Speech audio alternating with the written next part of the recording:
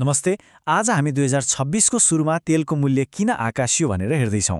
यो सबै अमेरिकी ऊर्जा सूचना प्रशासन अर्थात् EIA को आधिकारिक रिपोर्टमा आधारित विश्लेषण हो। ल सुरु गरौँ है त। आखिर त्यति बेला के भएको थियो? ल हेर्नुस्, 2026 को मार्चमा ब्रेन्ट कच्चा तेलको मूल्य कहाँ पुग्यो? प्रति ब्यारेल 118 अमेरिकी डलर। यो एउटा यस्तो अङ्क हो जसले पुरै विश्व बजारमा हल्लीखल्ली मच्चायो। यो वृद्धि कति नाटकीय थियो यहाँ हेरौँ न।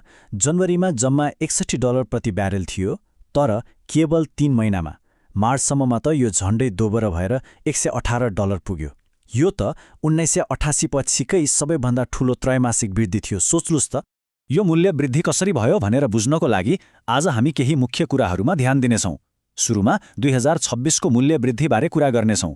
त्यसपछि यसको मुख्य कारण, मध्यपूर्व द्वन्द्वमा जानेछौँ, कच्चा तेलमा कस्तो असर पर्यो, पेट्रोल डिजलको मूल्यमा के प्रभाव देखियो र अन्तमा रिफाइनरीहरूले के गरे। यी सबै कुराहरूलाई केलाउनेछौँ।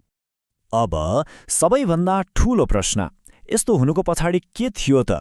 मूल्य बढ्नुको मुख्य कारण थियो मध्यपूर्वमा चर्किएको द्वन्द्व। घटनाक्रमलाई एक एक गरी हेरौँ।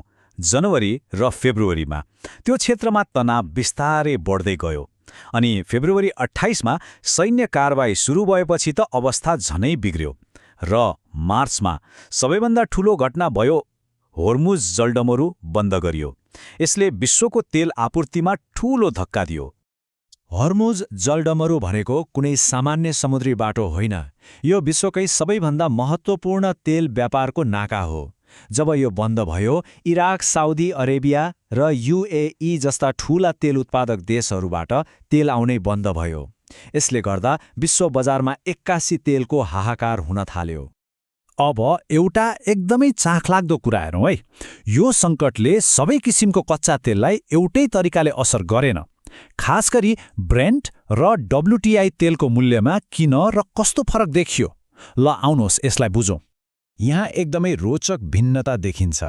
ब्रेन्ट, जुन अन्तर्राष्ट्रिय बजारको मानक हो, त्यसको मूल्य त आकाश छुने गरी बढ्यो, किनभने यो होर्मुज जलडम्बरु बन्द हुँदा र ढुवानी लागत बढ्दा सिधै प्रभावित भयो।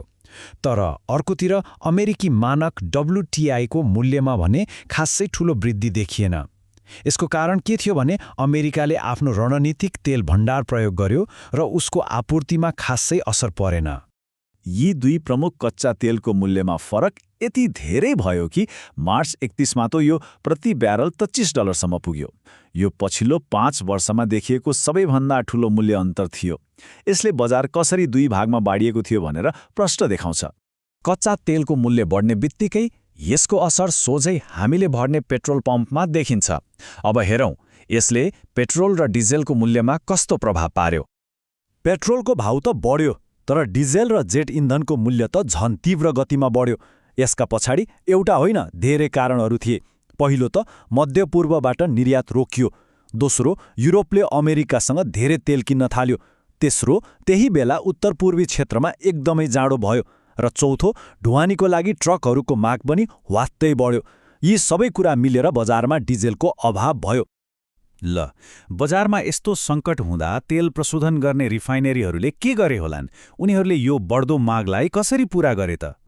यो बुझ्नको लागि एउटा शब्द छ, डिस्टिलेट क्र्याक स्प्रेड। सुन्दा अलिक गाह्रो लाग्ला, तर यसको अर्थ एकदमै सरल छ। यो भनेको रिफाइनरीले कच्चा तेललाई डिजेल जस्तो महँगो उत्पादनमा बदल्दा कति नाफा कमाउँछ भन्ने हो। मार्चमा यो नाफा 2022 यताकै सबैभन्दा उच्च थियो। मतलब उनीहरूलाई उत्पादन बढाउन ठूलो आर्थिक फाइदा थियो। र यो चार्टले देखाउँछ कि अमेरिकी रिफाइनरीहरूले साँच्चै के गरे। उनीहरूले आफ्नो उत्पादन क्षमतालाई 5 वर्षको औसतभन्दा निकै माथि पुर्याए। भन्नुको मतलब उच्च नाफाको फाइदा उठाउँदै र बजारको माग पूरा गर्न उनीहरूले रेकर्ड स्तरमा तेल प्रशोधन गरे। 2026 को यो सङ्कटले के देखाउँछ भने विश्वको ऊर्जा आपूर्ति कतिसम्म संवेदनशील छ। एउटा सानो घटनाले पनि पुरै प्रणालीलाई हल्लाउन सक्छ।